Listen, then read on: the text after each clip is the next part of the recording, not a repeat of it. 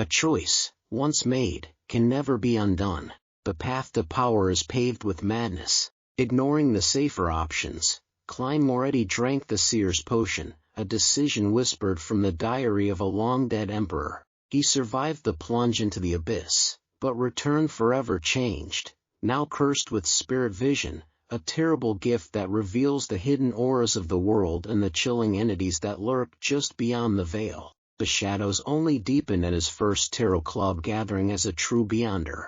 The lost notebook he seeks was revealed to be a relic of the Antigonus family, a clan personally annihilated by the very church he now serves. Suddenly, a simple investigation has become a dance with ancient, deadly secrets, turning potential allies into threats. Armed with a power that shows him the unseen and knowledge that could get him killed, Klein must now learn to act his part, hiding his true nature from his comrades. But his survival has not gone unnoticed. The poet Leonard Mitchell watches him with growing suspicion, his questions cutting closer to the truth with each passing day. Now, as Klein struggles to maintain his facade, a new client has arrived at the door with a mission request. Is this a chance to prove his worth, or another step into a carefully laid trap? Before Klein left home, he took the time to meticulously clean up his suit and top hat with a small brush and handkerchief. Then, he washed his white shirt, changing into a similar linen shirt along with the only decent cheap coat he had. He then briskly walked out onto the street. First, Melissa's dress. Then, Benson's suit. Only then can I consider a second suit for myself. Money is never enough. Besides, we need to save money to buy porcelain tableware to receive our guests. Plus, I have to save money to buy a variety of materials related to mysticism. Klein sat on the public carriage and took note of the financial status at home. The more he did the math, the more he shook his head. He reckoned he needed at least a year to let himself, his brother, and his sister live as a middle-class family. Of course, that was without taking promotions and pay rises into consideration. The public carriage drove past the streets and stopped opposite to the Divination Club on House Street. Klein pressed down on his black top hat and hopped off the carriage. He walked along the familiar street and entered the club located on the second floor. He then saw the beautiful brunette, Angelica. There was a hint of swelled redness to her eyes, but she looked extremely relaxed. Klein raised his hand to tap his glabella lightly and carefully examined her. He found out that the grayness deep in Angelica's emotional colors had greatly dispersed. It had been replaced with sunlight-like whiteness. After taking it in, Klein walked over, took off his hat, and smiled. "Madam Angelica, it's a lovely day today, isn't it?" Angelica lifted her head and was briefly shocked. She then beamed and said, "You are just like Mr. Vincent's cat. You don't make any sounds while walking, do you? You managed to tell?" "I forgot that you are a fortune teller skilled in face reading." She paused, then she gently bit her lip before bowing. Thank you. Thank you for your suggestion yesterday. I feel much better. I haven't been this relaxed, happy, and contented in a year." Upon hearing her show her sincere gratitude, Klein was infected with the joy and happiness she had. The corner of his lips lifted, and he said, "It's my pleasure." As he spoke, he could feel his spirituality relax and turn livelier. Is this what the Seer potion wants? A seer that can really help the inquirer? Klein pinched his glabella as though he was thinking before secretly tapping twice.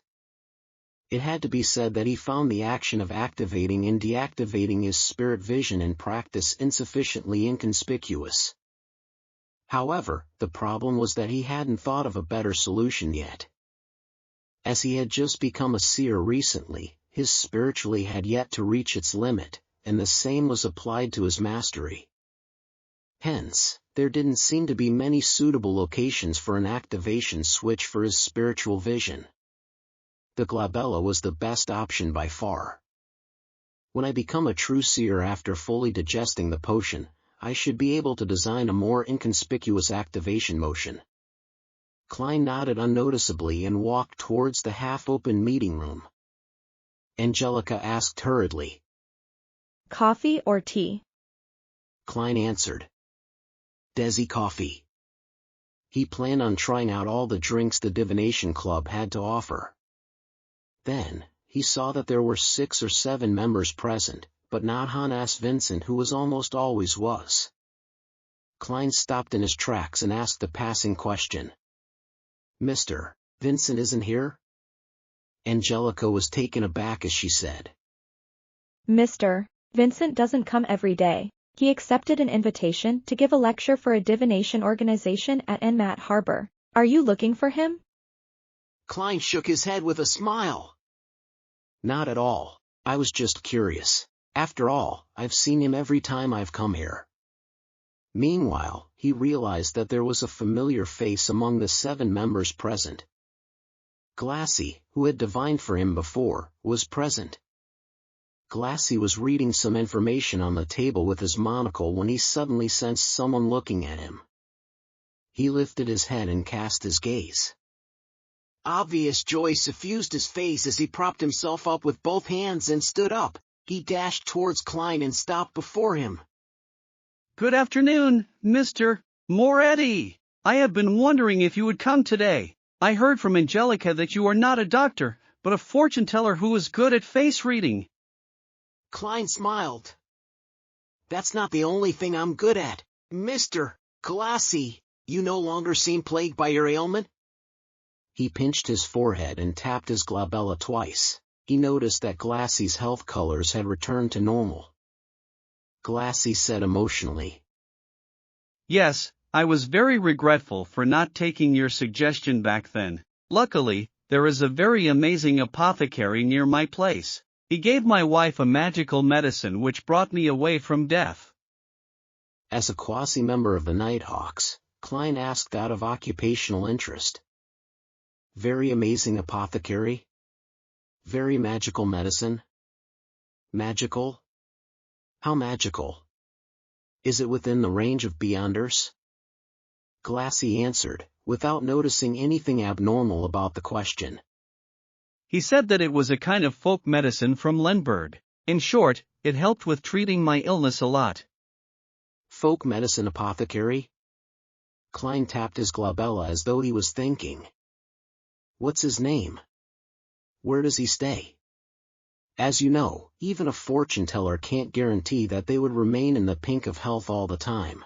Perhaps, I will need to go to purchase some medication from him in the future. Klein learned from his teacher and classmates that the current health system in the world was in a nascent state. There was almost no cure to many diseases, so the magical medications and miraculous apothecaries still controlled the market. There was no harm in knowing more, since it could one day serve useful. Glassy answered honestly. His name is Lawson Darkwade. He has a tiny store at 18 Vlad Street in East Borough, named Lawson's Folk Herb Store. Klein remembered it and spoke sincerely. Thank you. Glassy turned around and invited him to sit beside him. At that moment, Angelica came over to serve the coffee she brewed. Compared to Southville coffee, Desi coffee is more fragrant, but has quite an inferior taste. Klein took a sip and savored it for a moment. Glassy hurriedly deliberated his words when he saw Klein put down his white porcelain cup. Mr. Moretti, can I request a divination from you? I will pay according to a price you set. Klein was hoping that someone would request his divination services. 8 pence is sufficient. I will not raise the price out of the blue. Do you need a divination room? Glassy led the way with much more familiarity. All right, Topaz. After entering the divination room and locking the door, Klein sat behind the long table. He asked in a serious voice. Mr. Glassy, what would you like the divination to be about? Glassy volunteered the information. I have an investment opportunity, but the amount of money it involves is huge. If it fails, my family and I will take a heavy hit. I wish to know if it will be a successful investment. I have divined using tarot cards previously. A divination after purifying my soul. The result was pretty good. Yes, I did the interpretation myself, but I did not violate the principles of those symbols. Klein thought and asked curiously. It'd be great if you could describe the entire situation once more and give me your information again. It'd be best if you have the other party's information, too. We will do an astrolabe divination. Glassy organized his words and said. All right. When Mr. Lenivas examined the Hornacis mountain range, he discovered a gigantic mine rich in high-quality iron ore. He poured in all his savings to buy that land and hired a professional company to survey it. The result was a heartening one. He lacks funds needed for subsequent developments, so he formed a steelworks company and intends to apply for a loan from the bank using the project. At the same time, he will also issue a corresponding number of shares to raise its initial capital. The plan is still in its preparatory stage and promises fat returns. Klein, who had been reading the newspaper recently and also happened to be a history expert, knew that there were shares in this world. He also knew that the concept of shares was derived from Emperor Roselle. Yeah, him again. During the colonization of the southern continent, he had set up the West Ballum Company and solved the nation's fiduciary matters successfully by raising funds from the public through the issue of shares. As such, he had the first mover's advantage from colonization. Because the returns were great, this development continued on. For example, there were railway shares, mining shares, steam development shares, and so on and so forth. There were some that succeeded and there were some that failed. Hence, it catalyzed the formation of organizations like the Backlund Stock Exchange.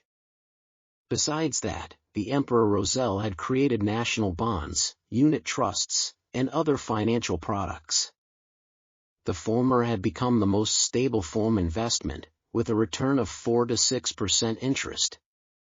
Klein remembered that Benson had once said that if he could inherit £3,000, there was no need to work hard any further.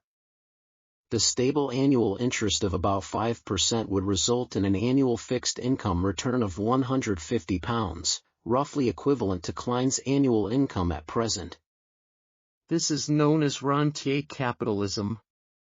Klein sighed and asked carefully. Are you sure there's nothing wrong about this? Is Lenivas trustworthy? Glassy nodded in reply. I've seen his property papers and the inspection report. There is the Civilaus County government stamp and an endorsement of a professional company. Plus, inside Mr. Lenivas's office is a group photo of him with Sir Deweyville and the mayor. Group photo? That doesn't mean anything.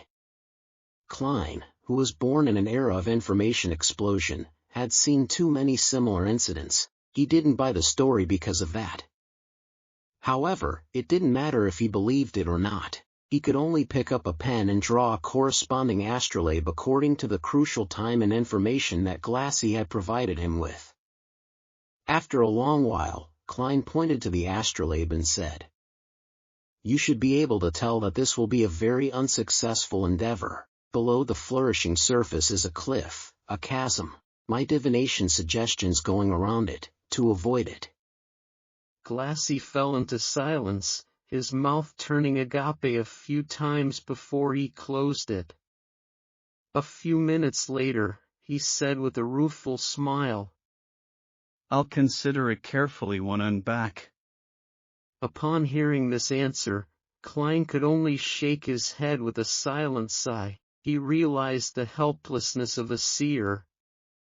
A seer could only give suggestions and not make the decision for others. Just as the two left the Topaz room, Angelica walked over and said, Mr. Moretti, someone wishes for your divination. When she said that, she added with a whisper, He did not ask for my recommendations, nor did he view the album. Has my reputation spread? Klein turned towards the reception hall in puzzlement. Klein proceeded a few steps forward and saw the client. He was dressed in a formal black suit and a half-top hat. He held a gold-inlaid wooden cane and his short blonde hair flared from the sides. His nose was aquiline like a hawk's beak. Anna's fiancé. The Joyce Meyer that went through a terrifying ordeal. Klein, who had seen him in his dream divination, immediately greeted with a smile. "Good afternoon, Mr. Meyer." Joyce took off his hat and bowed in greeting. Thank you for the advice you gave Anna. She cannot stop praising how miraculous you are.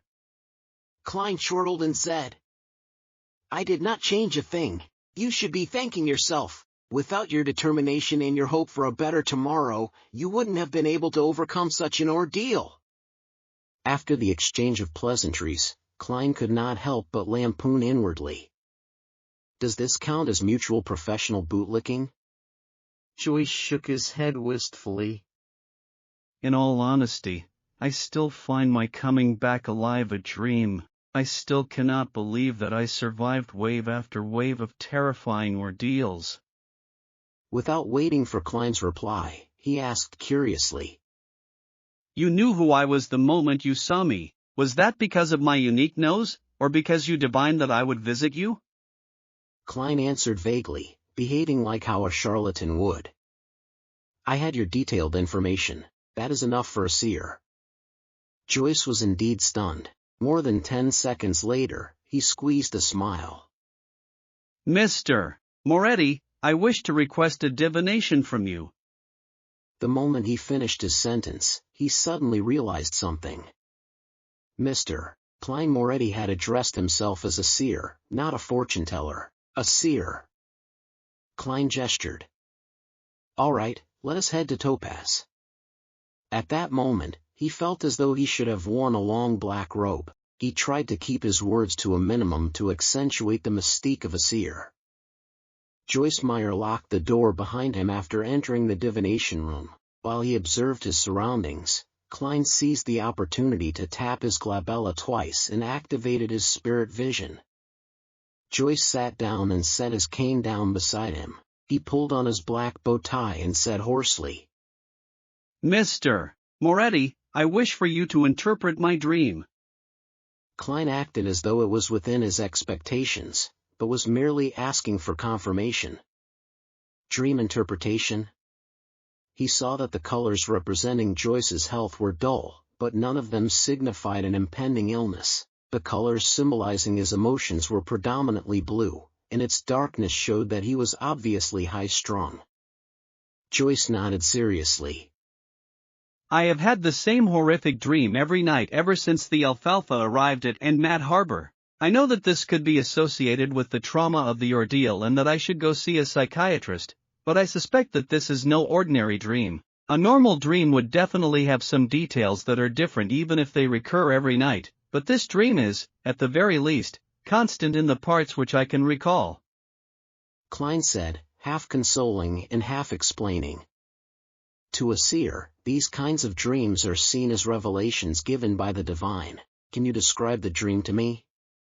Joyce clenched his fists and up to his. He thought deep for a moment before saying. I dreamed that I was falling from the Alfalfa into the ocean. The ocean was dark red, as if it was filled with rotting blood. As I fell, I was grabbed by a person on the boat. I could not identify him, but I know that he was very strong. And I was also holding onto a person in an attempt to save him from falling into the sea. I know that person. He was a passenger of the Alfalfa, Eunice Kim. Because of his weight and his struggling, I could not bear the weight and could only release my hands and watch him get devoured by the sea of blood. At that moment, the person above me also released his hand. I flailed my arms, hoping to grab onto something, but there was nothing. I could only plummet rapidly. Then I wake up in horror, sweat covering my back and forehead. Klein held his forehead and gently rapped it as though he was thinking. He then organized his words and said, Mr. Meyer, nightmares, similar nightmares, and repeated nightmares, these are all psychological problems and have a corresponding source. The same nightmare recurring time and time again is a reminder from your spirituality. It is also a revelation given to you by the divine. Upon seeing Joyce appearing confused, he elaborated.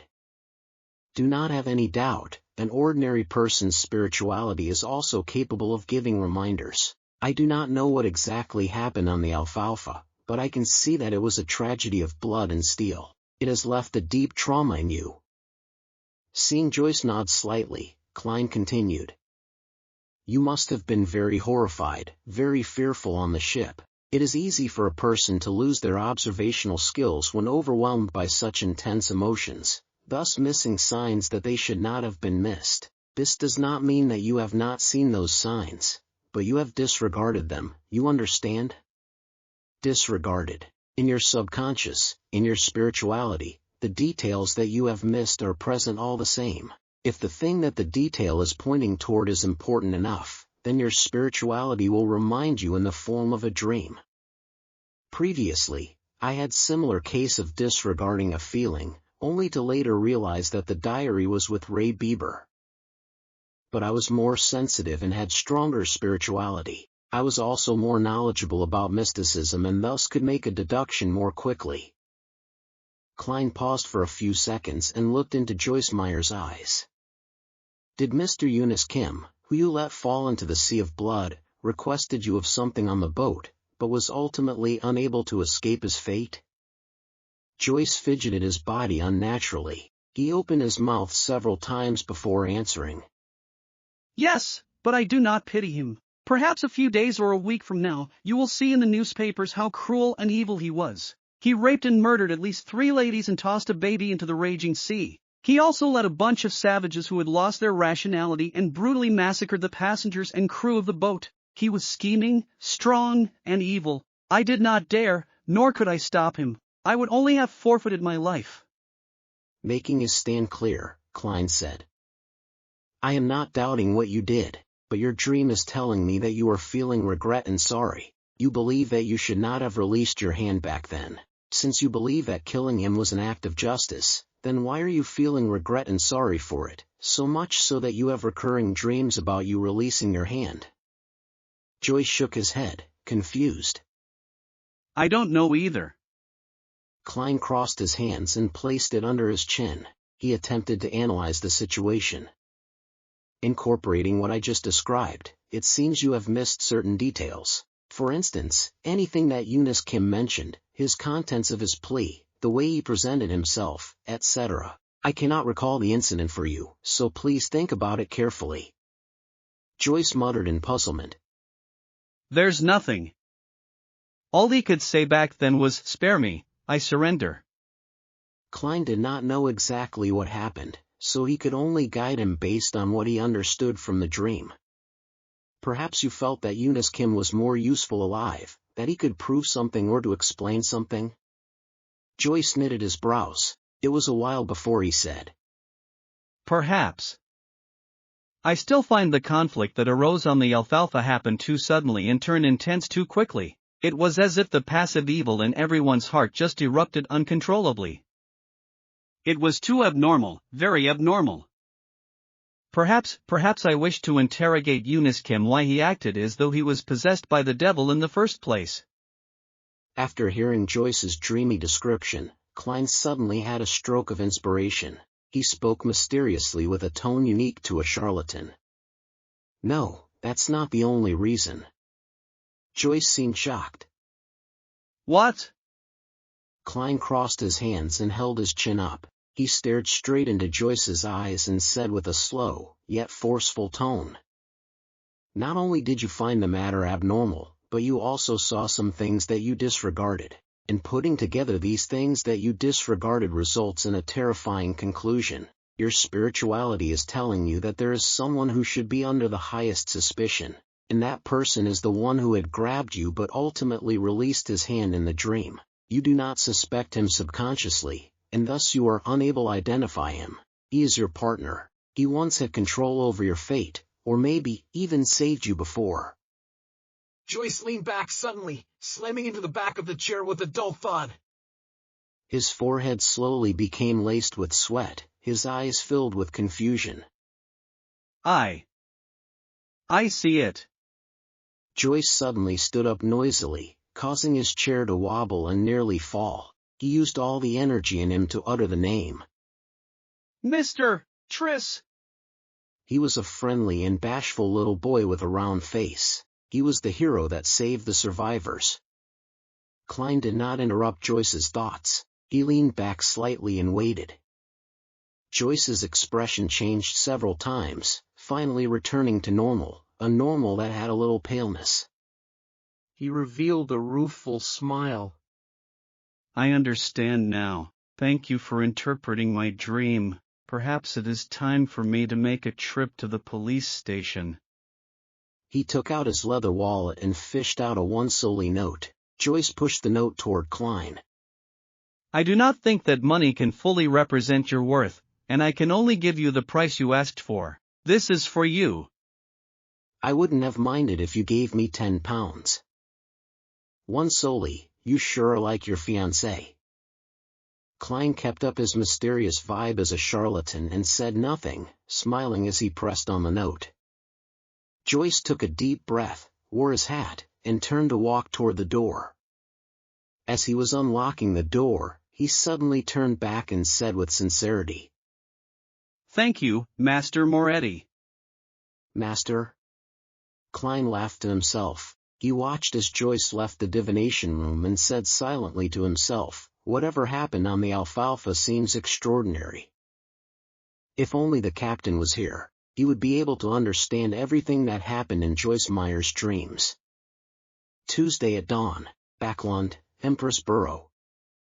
Audrey, who woke up earlier, beckoned her golden retriever Susie over. She said with a serious tone, Susie, you are also a Beyonder now. We are the same kind, EW. No, what I mean is that we have to help each other. Guard the door later and don't let anyone disturb me. I have to conduct a ritual.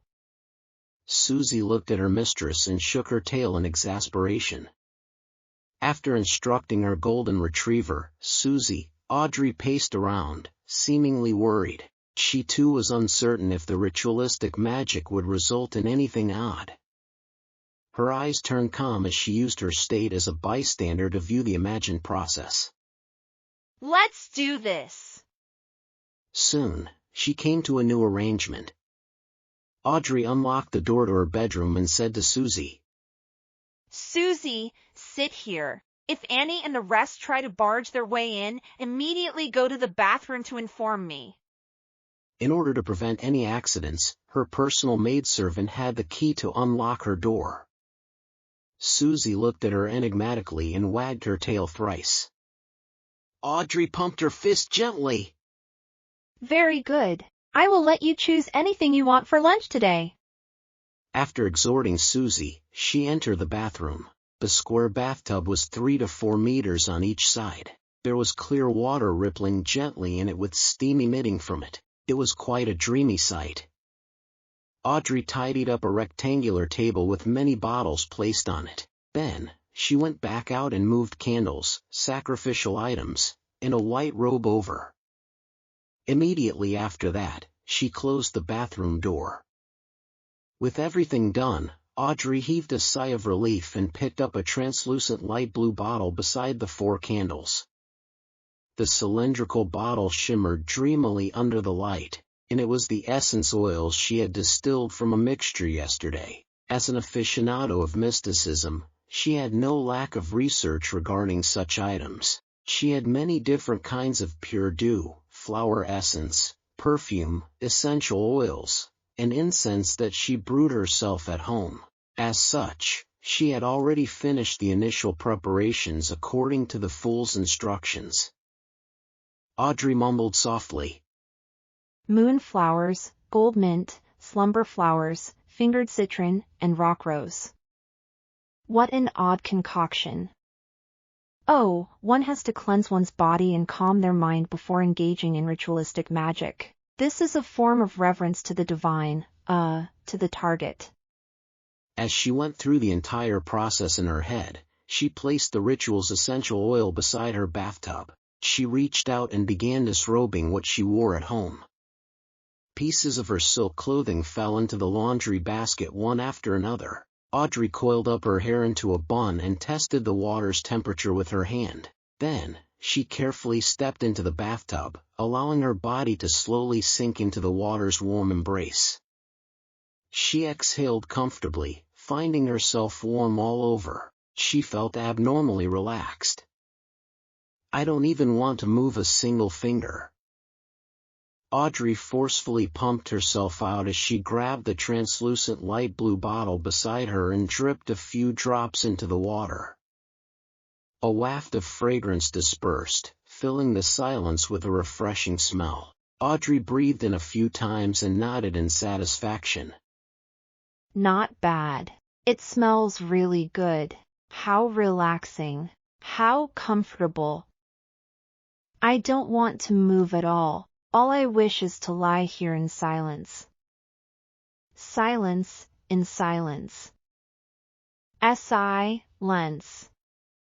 After losing her sense of time, Audrey suddenly heard barking. She opened her eyes in shock, looking to her sides in a daze. She had no idea when Susie had opened the door and entered. She was squatting outside the bathtub, looking at her with an exasperated look. As she rubbed the corners of her eyes, Audrey felt that the water had cooled down quite significantly. She subconsciously asked herself, I fell asleep?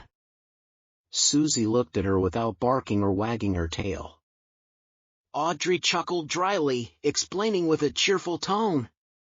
Haha, the effects of that bottle of ritual essential oil sure is great. Yeah, really great. She stood up, retrieved a towel, and as she wrapped and wiped her body, she said to the golden retriever beside her, Susie, continue keeping watch. Do not let Annie and the rest enter. Only when the golden retriever left did she secretly stick out her tongue. She threw her towel aside and wore a clean white robe. After closing the door to the bathroom, Audrey recalled the ritual she had memorized. She picked up 4 candles and placed them on the 4 corners of the table. A loaf of white bread at the top left corner, a bowl of fenapata noodles at the top right corner. Smells great, but it's a little cold. No. It's not time to think of this. Paella at the bottom left corner and desi pie at the bottom right. Audrey set up the altar according to the fool's description seriously, shaking her head twice during the process. After she was done with the preparation, she left her 4 candles lit. She picked up a silver knife and stabbed it into a pile of coarse salt. After narrating the sacred incantation in Hermes, Audrey raised the knife with beautiful patterns and placed it into a cup filled with clear water. After focusing her mind, she pulled out the silver sacred blade, cogitating her spirituality to spew out and spread from her blade. Invisible energy spewed out as Audrey held the knife and circled the altar once. When she felt that a spirituality wall was fully erected around her, she expelled all the uncleanliness and distractions outside. Maintaining her spectator state, she prevented her excitement and joy from affecting the ritual. She put down the silver knife and picked up the tiny light blue crystalline bottle and dripped a drop on each candle. With a faint sizzle, a faint fragrance emanated as Audrey's body, heart, and soul seemed to attain tranquility. She drew a breath as she lowered her head in reverence and began chanting the incantation in Hermes. The fool that doesn't belong to this era. You are the mysterious ruler above the gray fog. You are the king of yellow and black who wields good luck. I pray for your help. I pray for your loving grace. I pray for you to give me a good dream. Moonflower, an herb that belongs to the red moon, please bestow your powers to my incantation. Fingered citron, an herb that belongs to the sun, please bestow your powers to my incantation. Right after Audrey chanted the incantation and hoped to cogitate the contents of her plea, she felt there was a stir within the spirituality wall. She saw a dark red star swirling on the back of her hand. Her heart leaped as she hurriedly closed her eyes and calmed her heart to plead sincerely. When everything was over, she surveyed her surroundings wondrously, but did not find anything odd. Audrey knitted her eyebrows slightly and whispered, Is that all? The king of yellow and black who wields good luck. The fool that doesn't belong to this era. In the Blue Avenger's captain cabin, Alger Wilson in his windstorm robe was silently reciting the 3 lines of description he had heard in the afternoon. He seemed to be attempting to find clues of the person's identity through it. He shook his head and stood up in a clearly vexed manner, but ultimately did not do anything. Alger was not at ease inside the Blue Avenger, an ancient ship that was a relic from the Tudor dynasty. Although he was already in control of the ship, he had a gut feeling that there were still many hidden secrets, just like the Blood Emperor. Therefore, he planned on using the ship to test the fool's powers but did not wish to attempt the unknown ritualistic magic on the ship. Alger ruminated for a few minutes before leaving the captain's cabin and went on deck. He said to the few sailors, "We will be reaching the Rorsted Archipelago soon. We will be anchoring there for a day." The sailors immediately cheered as they shouted in unison, "Thank you, Your Grace!" As the ghost ship did not need sailors, there were very few sailors on board. There was no need to worry about their supplies, being able to enjoy fresh food and clean water. However, day after day of voyaging at sea and the nearly unending vistas exhausted them both physically and mentally. It felt like they were always repressed and tolerating something until they lost control. As for the Rorsted Archipelago, it was a famous colony on the Sonia Sea. Their business was booming, and they had all kinds of industries. A crew member gyrated his hips and sniggered a meaningful laugh that all men would understand. "I simply can't wait!" On the public carriage toward Zutland Street, Klein, who was reading the newspapers leisurely, suddenly jolted. He seemed to hear an ethereal voice calling out to him. Shapeless murmurs resounded in his mind as his forehead throbbed uncontrollably. The contents of the calling that could not be heard left as fast as it came. In just 10 seconds, it was gone. Klein pinched his forehead and resisted the throbbing pain deep in his brain. Is this the murmurings of unknown existences that old Neil mentioned? A result of having enhanced spiritual perception? Thoughts flashed through Klein's mind as he suddenly saw 4 black dots appear on the back of his right hand. They were like tiny inconspicuous moles. The 4 black dots that stemmed from the luck enhancement ritual quickly sank, dimmed, and vanished. Klein looked at it in surprise and had an additional guess about what had just happened. Justice or the hanged man has attempted the ritualistic magic I gave them? Was my train of thought right? Those 3 descriptions have precisely pointed towards me through the mysterious space above the gray fog? But I'm far from powerful enough. I can't hear the contents of their requests. I wonder if the information is stored above the gray fog. Yes, I should confirm it by entering tonight. Klein felt a little perturbed and agitated. He quickly raised his newspaper and hid his face, preventing anyone from seeing the changes to his expression. Soon, he arrived at Zutland Street and entered the Blackthorn Security Company. Before he could greet Roseanne, Klein saw Captain Dunsmith walk out. He held a piece of paper with a portrait on it. Dressed in his black windbreaker, the hatless Dunn swept his gaze over and handed the piece of paper in passing. "Take a look at this internal warrant of arrest. A very cruel and vicious beyonder has entered Tingen." Klein received it, and the first thing that entered his vision was a portrait sketch. The sketch was of a boy with a round face. He looked amiable with a tiny hint of bashfulness and was fairly young, probably about 18 or 19 years old. Triss, a suspected beyonder. The initial estimate is that he's a Sequence 8 instigator, and we are not eliminating the possibility that the Theosophy Order is behind it, the culprit behind the massacre of the Alfalfa. According to a witness testimony, he came to Tingen after leaving in Mad Harbor. His current whereabouts are unknown. Triss. Alfalfa. It's actually a crime committed by a beyonder. Klein suddenly recalled the dream interpretation from yesterday afternoon and Joyce Meyer's description.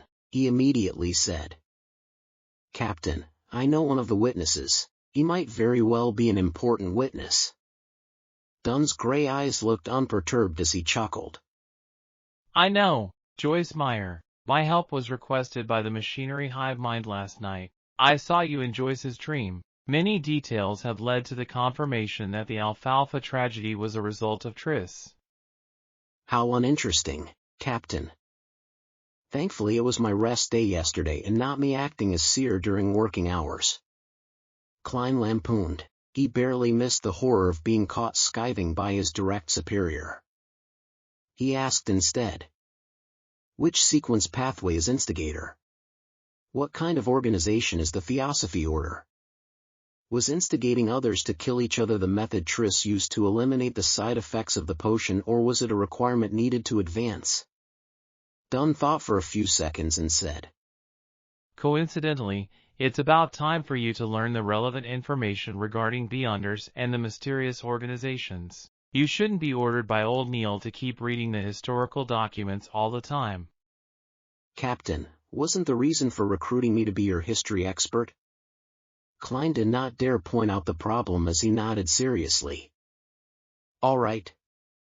With a document signed by Dunn, Klein went underground and turned into the armory.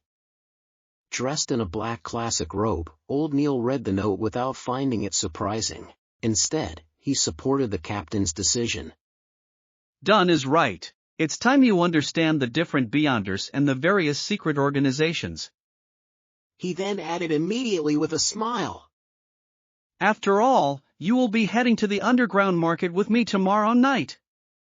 Klein did not conceal his pleasant surprise as he asked to confirm. "Tomorrow night?"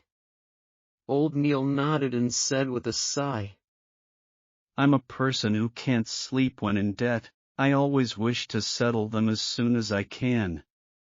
"You did not seem to act so previously. You left it to the last moment before using ritualistic magic to resolve the problem." "So, I'm not the only one suffering from procrastination. Wait, is there a need to euphemize afraid to spend away the money to repay a loan?" Klein did not expose old Neil and instead urged, "Mr. Neil, I'll be troubling you to retrieve the corresponding information from Cheney's Gate." There were mostly archaeological and historical documents in the armory. There were documents involving Beyonders and mysterious organizations, but few in number. Furthermore, they were mostly basic knowledge.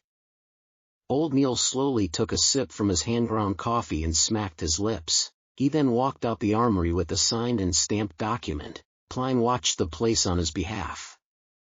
About 10 minutes later, old Neil returned with a huge stack of documents.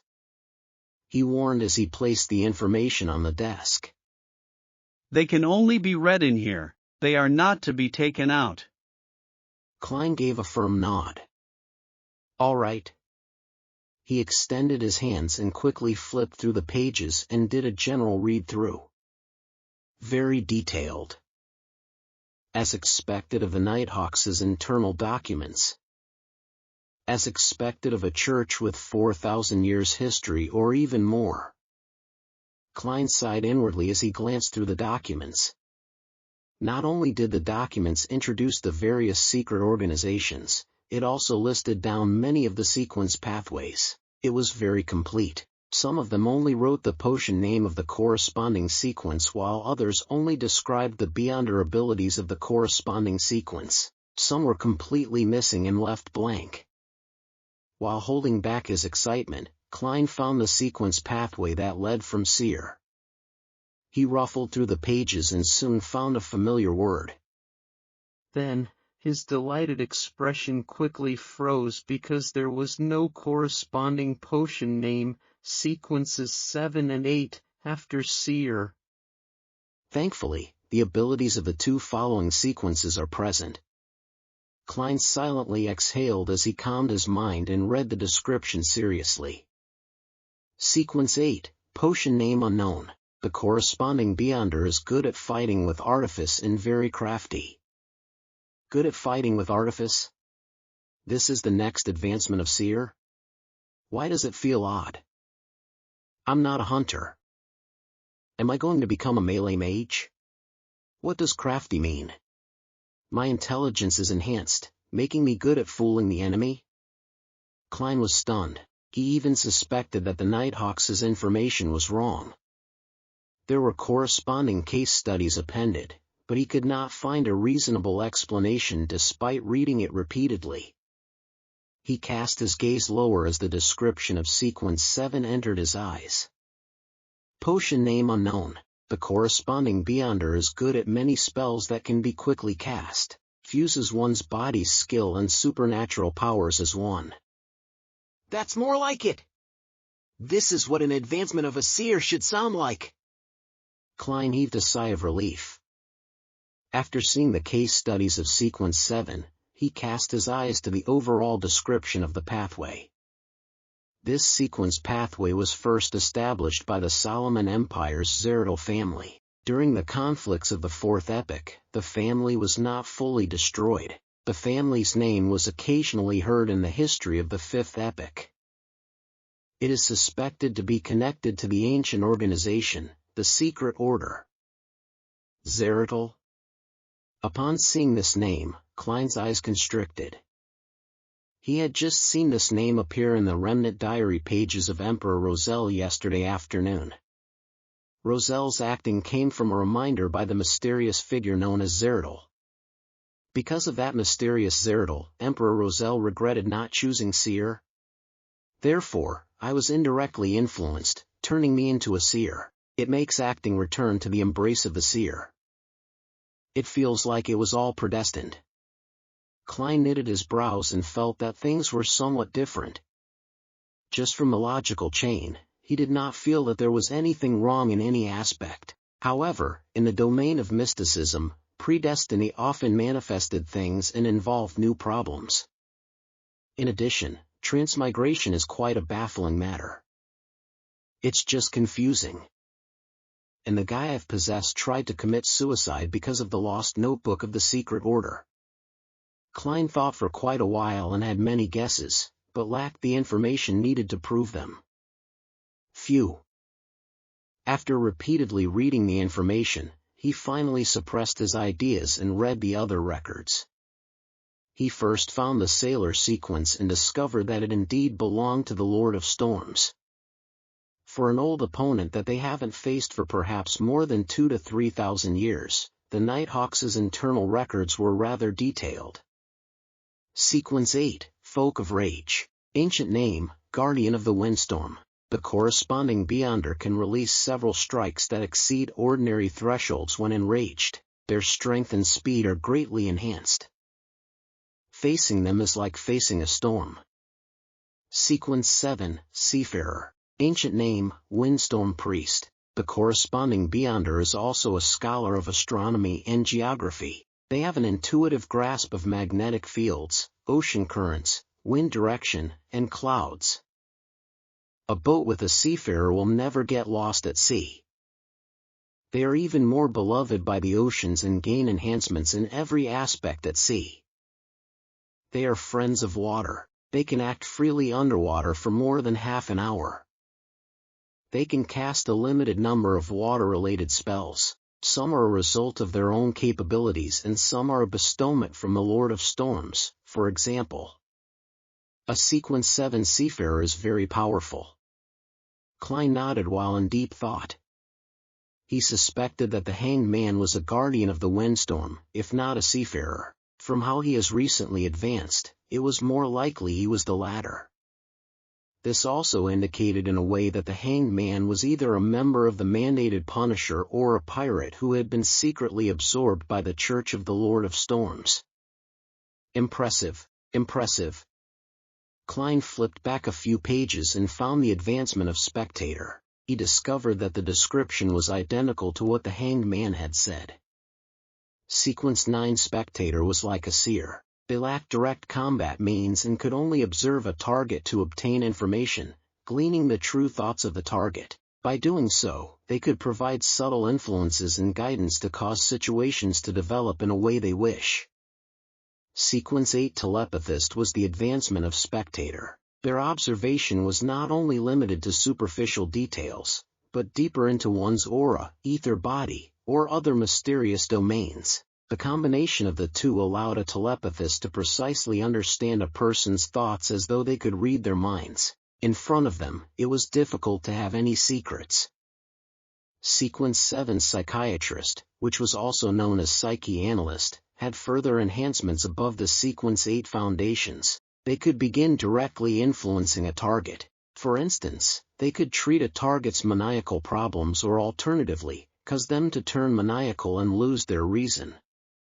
A beyonder that is very difficult to be noticed. After reading the description, Klein made a reasoned judgment. After understanding the relevant information concerning the gathering members, he flipped to the Church of the God of Steam and Machinery. This was because Emperor Roselle had chosen their savant sequence. Sequence 9, Savant. The corresponding beyonder believes that knowledge is power. They have a rough understanding of the supernatural, but are more knowledgeable about aqua regia, nitroglycerin, and complicated bolts and gears. They seem to know everything. It is no wonder that the Emperor Roselle said that this potion suited him perfectly, allowing for him to press his advantage to the fullest. Klein understood completely as he shifted his eyes down. After several case studies, the corresponding Sequence 8 finally appeared in Klein's vision. Archaeologist. They possess a good deal of knowledge about history and outdoor survival, as well as forbidden knowledge about ruins. They have a strong enough body and ability to face everything. Sequence 7, Appraiser. They can intuitively understand the powers and problems of most extraordinary items, and can use them while keeping danger at its lowest. As Klein's security clearance was insufficient, he only had access to sequence pathways up to 7, it left him a little frustrated, but there was no other way around it. He only wished that Backlund would quickly send over the sealed artifact 2-049 to determine if Raid Bieber was a descendant of the Antigonus family. That way, he would have a chance of becoming a formal member and obtain a higher security clearance. Collecting himself, Klein read the material seriously from cover to cover. He knew that the sequences following Corpse Collector were Gravedigger and Spirit Medium. He also knew that there was no information about the Sequence 8 of the Mystery Prior Path. Not only was there no name for the potion, but even the description had been left blank. There was a name for Sequence 7 of that path, Warlock. Sounds impressive. Klein slowly flipped the page and saw Apprentice and Marauder, which Emperor Roselle had lingering thoughts for. Their records only reached Sequence 8 and nothing more. Sequence 9, Apprentice. Their abilities are rather strange. It can only be confirmed that this is the originating pathway of a mage. They are rarely trapped and very difficult to be stopped. They often are able to escape and pass through obstacles every time. Sequence 8, Trickmaster. They wield all kinds of strange but impotent spells. Sequence 9, Marauder. Difficult to separate these beyonders from ordinary bandits or thieves. Perhaps the means available to them are more impressive, but their goal of stealing riches is not for enjoyment or survival. It's more like answering a calling. Sequence 8, Swindler. We have also discovered traces of beyonders in fraud investigations. They gain enjoyment from swindling. Gain enjoyment from swindling. This is acting in a different form, isn't it? If I had the choice, I might have chosen Apprentice. Klein silently said to himself. Suddenly, he discovered the corresponding sequence potion of the culprit of the Alfalfa tragedy, Tris, Instigator.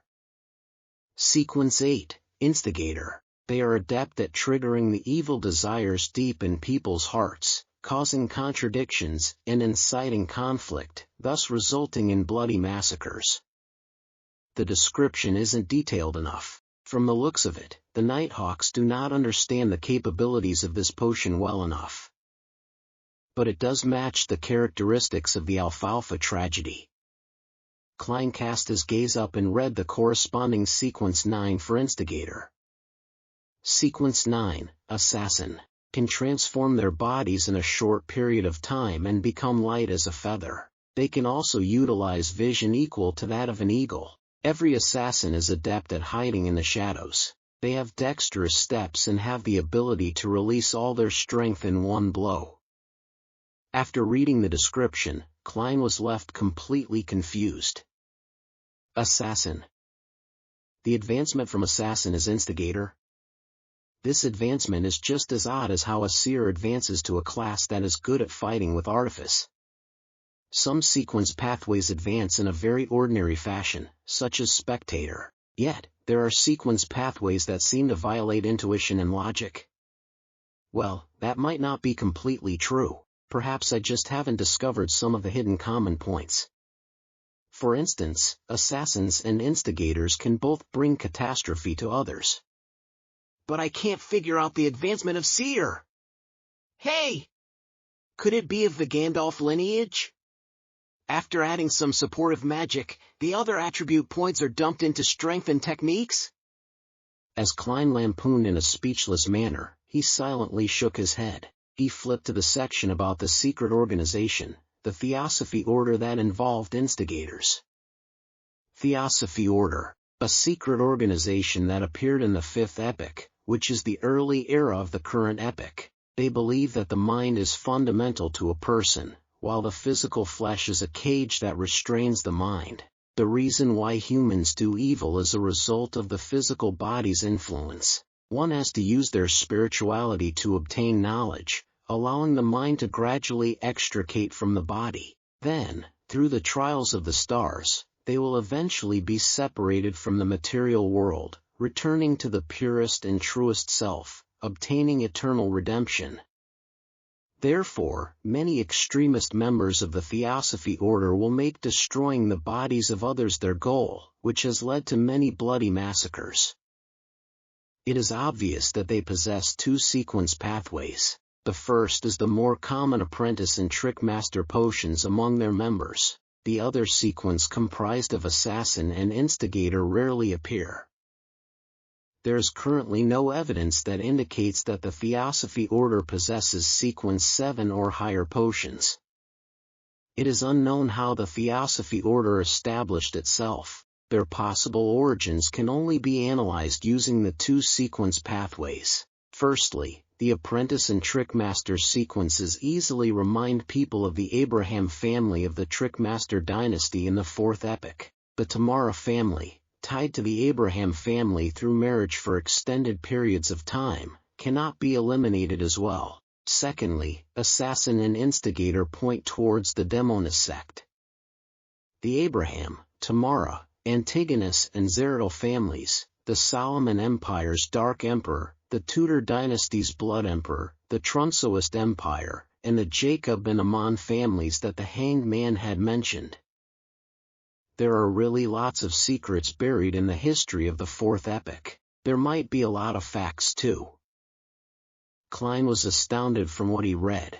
He had a deep appreciation for how the history of the Fourth Epic was clouded in fog. The outline he could see through the fog left him shuddering involuntarily. It was as though he could imagine a thriving era of Beyonders, an epic with blood and strangeness in a concerted dance or horror and distortion in a symphony. Klein drew in a silent gasp and flipped through the book, but did not discover any corresponding descriptions of the Demonist sect. He looked up and saw old Neil wrestling with some filter paper with his hand-ground coffee. He asked sincerely, "Mr. Neil, what organization is the Demonist sect? I can't find any introduction about them in the documents." Old Neil was in no hurry to respond.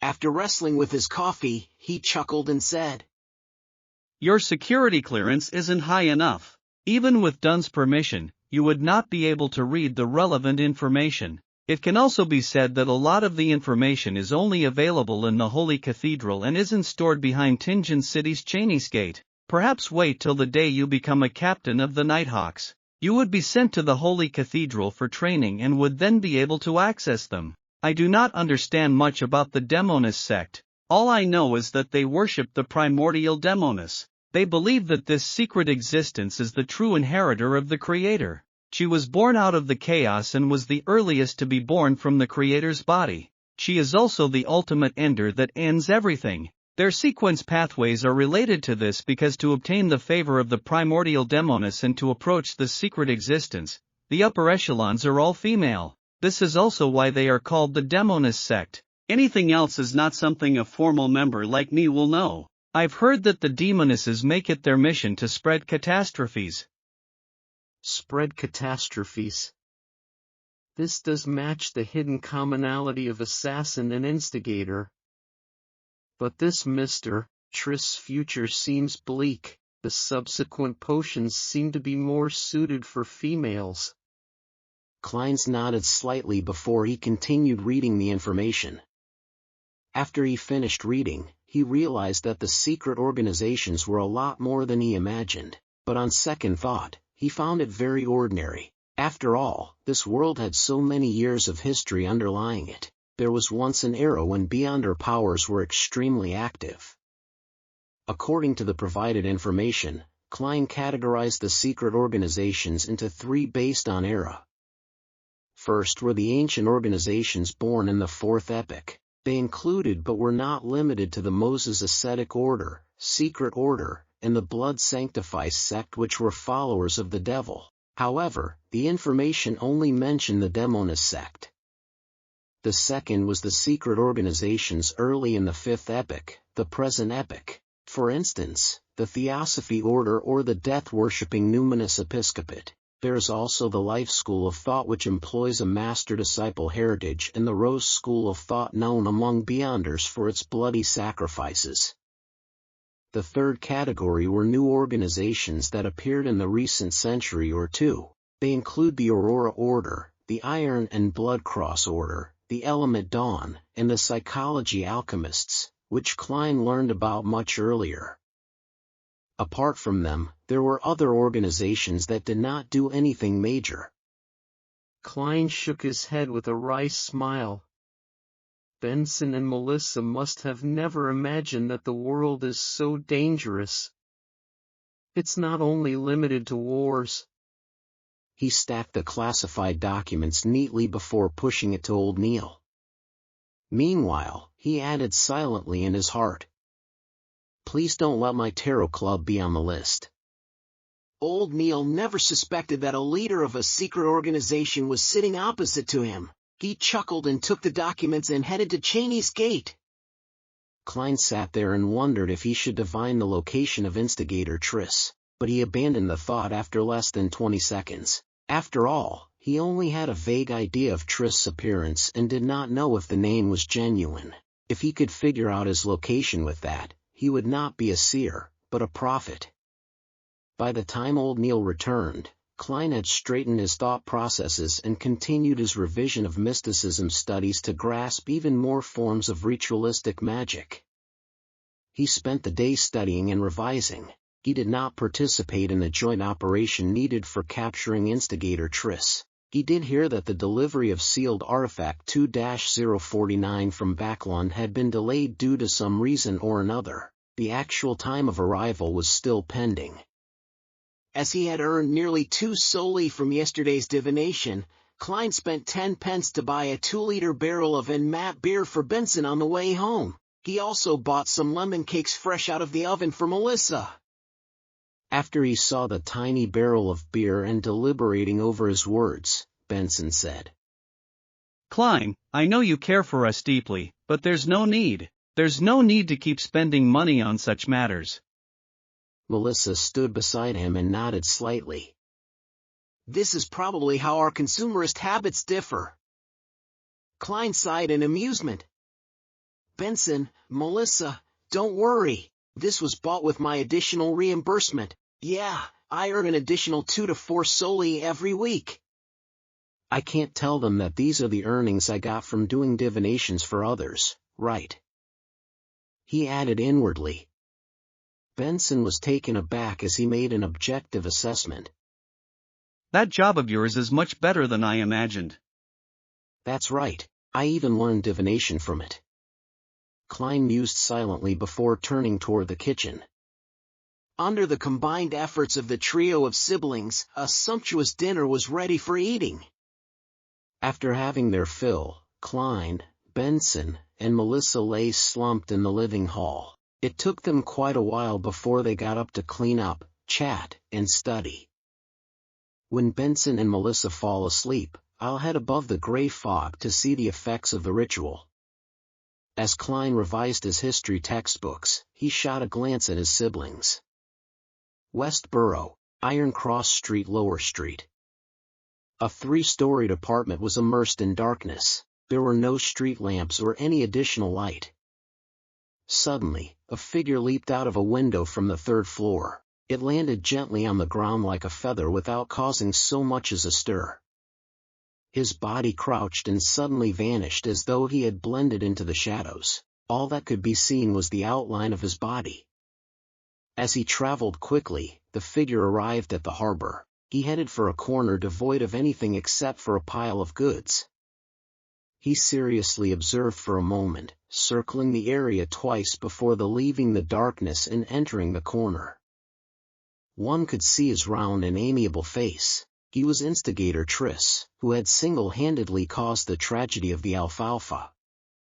A mysterious figure wearing a black hooded robe walked out of the shadows. The hoarse voice obviously belonged to a woman as she asked, "How does it feel?"